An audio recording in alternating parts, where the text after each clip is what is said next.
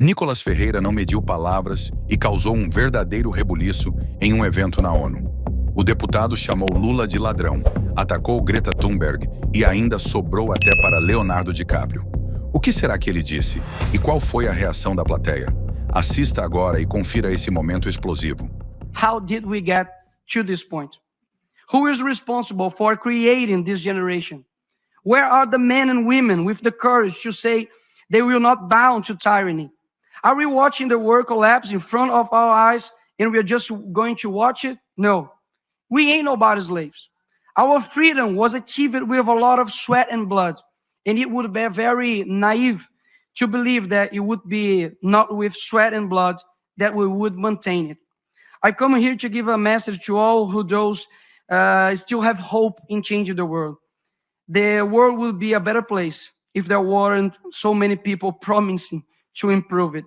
It's a quote from philosopher Olavo de Carvalho, and that fits perfectly with Greta and Leonardo DiCaprio, for example, that supported our socialist president called Lula, a thief that should be in jail, and now we have Amazonia with the worst fire in 15 years, and they are just in silence and disappeared.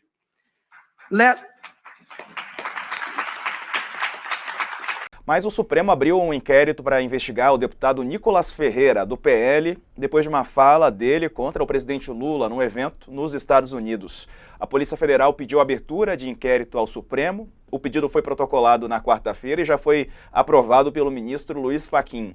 Para a Polícia Federal, o Ministério da Justiça alegou que o deputado cometeu o crime de injúria depois de fazer um discurso ofensivo à honra do presidente Lula. Ele disse que Lula é um ladrão que deveria estar na prisão. O UOL entrou em contato com Nicolas, com a defesa dele, mas ainda não teve retorno. Bom, tá aí, inquérito contra Nicolas Ferreira. O professor, te parece que pode ter um encaminhamento essa denúncia? Olha, Diego, se alguém chegar e falar o Diego é ladrão, o Walter é ladrão, nós estamos diante de uma injúria, de crime contra a honra, a nossa honra subjetiva.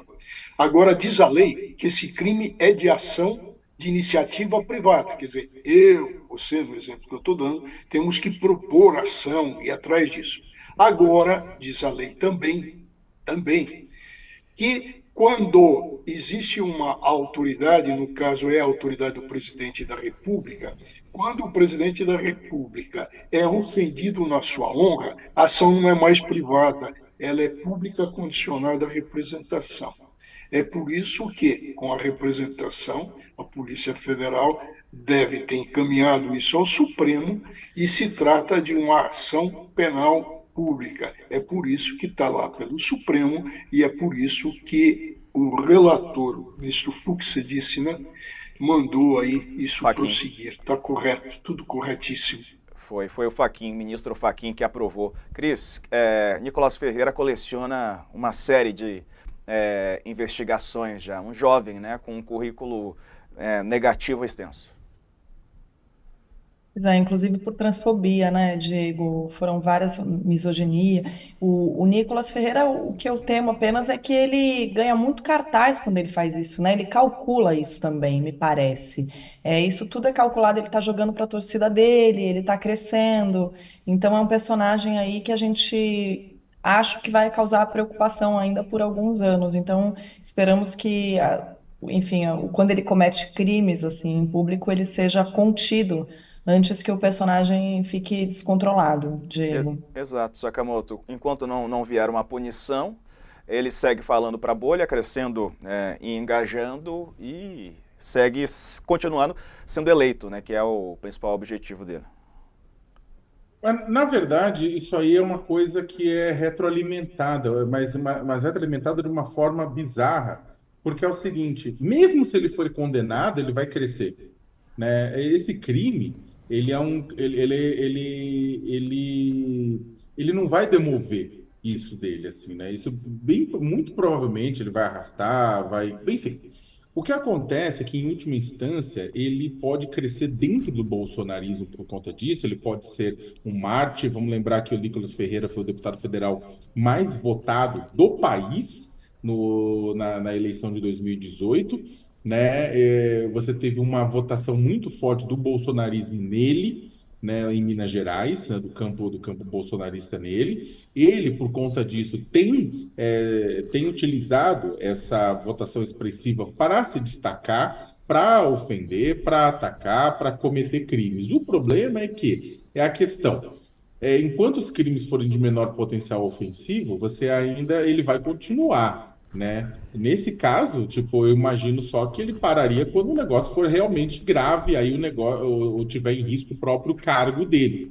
Em tese, com aquela situação humilhante, constrangedora de transfobia que ele fez no púlpito da Câmara dos Deputados, né? Emporcalhando, né, o púlpito da Câmara dos Deputados com aquela transfobia, ele poderia ter tido um mandato cassado, né, alguma coisa nesse sentido, mas não foi. A,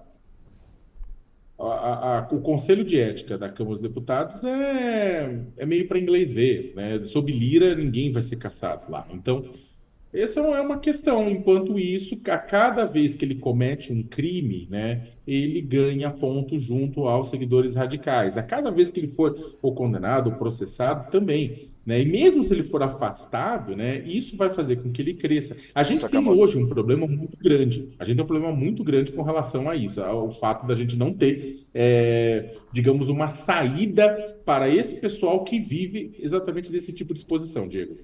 É isso. Eu ia te falar que o ex-presidente Bolsonaro falou muitos absurdos, né? Defendeu torturadores, reproduziu frases racistas, homofóbicas. Ele foi subindo e virou presidente da República, né? Então, é algo que a gente deve observar. E o Nicolas está usando o mesmo modelo do Bolsonaro, Diego. O Nicolas quer ser o Bolsonaro. É isso. O Diego, tem um dado de política criminal que a gente tem que colocar. A necessidade de mudança rápida. Para você ter ideia, vamos pegar caso comum de injúria, calúnia e difamação, que são crimes contra a honra, crimes gravíssimos.